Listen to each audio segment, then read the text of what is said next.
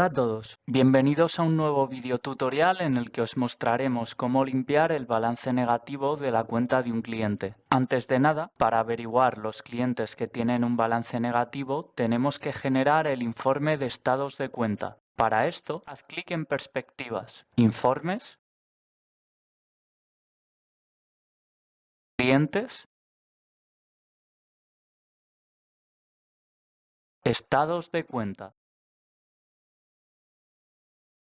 En la parte superior derecha selecciona Mostrar solo saldos negativos y haz clic en Generar.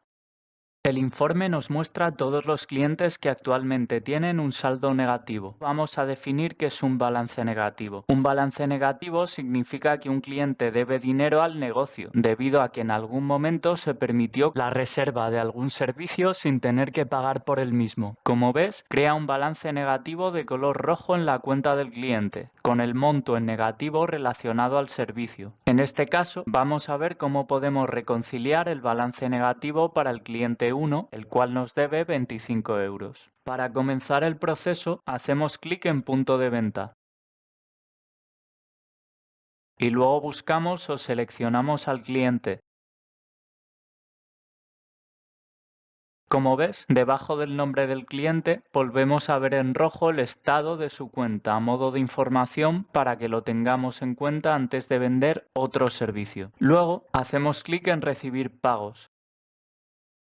Y en la sección de pago a cuenta ponemos la cantidad que el cliente va a pagar para deducir o limpiar el balance negativo. En este caso dejamos 25 euros para dejar su balance a cero. También podemos poner una nota para clarificar algo relacionado al pago. En este caso ponemos que pagó en recepción en efectivo. Luego hacemos clic en Continuar.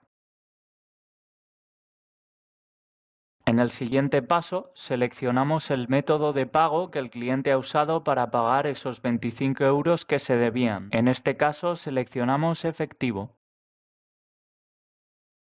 Finalmente, hacemos clic en Guardar sin recibo. Como ves, el balance negativo se ha limpiado completamente y el pago negativo ya se ha reconciliado. Ahora tú también podrás limpiar el balance negativo de la cuenta de un cliente. Gracias por ver el vídeo.